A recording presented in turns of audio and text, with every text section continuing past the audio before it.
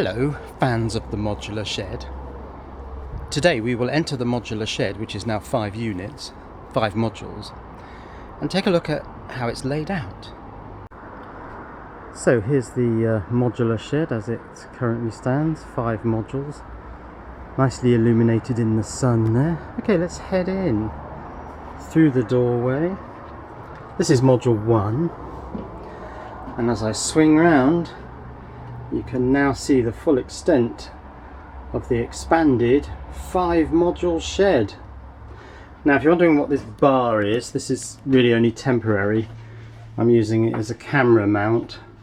There's my camera arm so that I can review stuff on this bench. That's the LED supercomputer running there. In module 3 there's lots of storage boxes, and on the bench is mostly the vocoder project. Get back to that as soon as I can. There's the roll of insulation.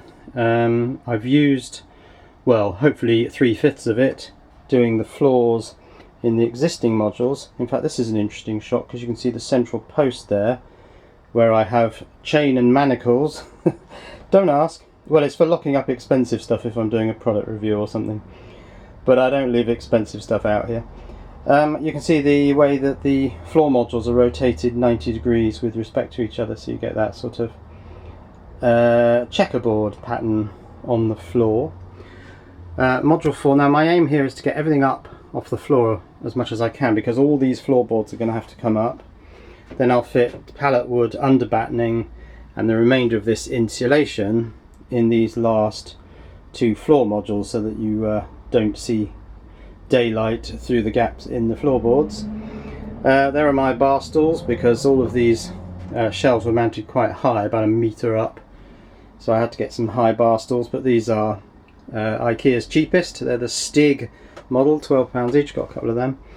And in module 5 there's my shiplap wall, which is set, instead of using this sort of batten and bracket arrangement, I just fitted these 4x1 uprights and screwed the shiplap to it. And in here, what do we have mainly? A step stool, some stools from Aldi primarily, and again stuff hung up. I fitted a little single depth shelf there just so I could get stuff up off the floor, so that I can do the insulation under that set of floorboards in module 5. And this is how it looks at the far end. Got an external feather edge wall here and a shiplap wall there, which is set between the posts, because that theoretically is where I will add module 6. Up here you can see I've been spray foaming insulation, or gap filler really, into these areas up here. Slightly overdid it there, got it a bit more okay there, and spray foam filling all the corrugated ends where the roof meets this bar here.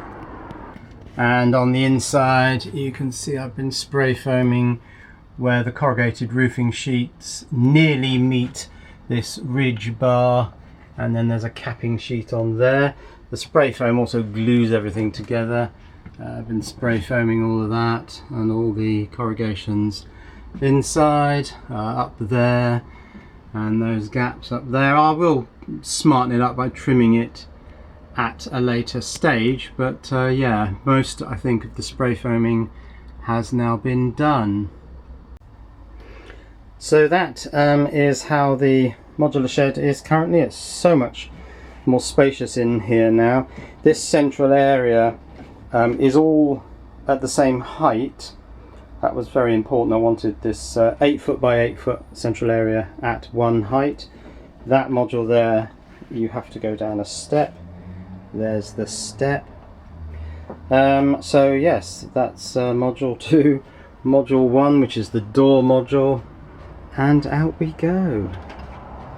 And I'm now thinking of a way to try and get this 325 watt solar panel up onto that bit of roof there, sitting above these two modules, but without actually drilling into the roof, because you don't want to breach that corrugated sheet any more than is necessary. So I'm just wondering if I can put some sort of support bar arrangement fitted from either end, but of course the overhang becomes an issue there. But it's all stuff I'm thinking about, who knows.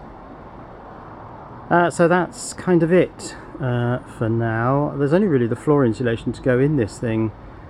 Possible addition of module 6. I'm even questioning whether I'll bother with module 6. Depends if I need the extra space, but for the moment, goodbye.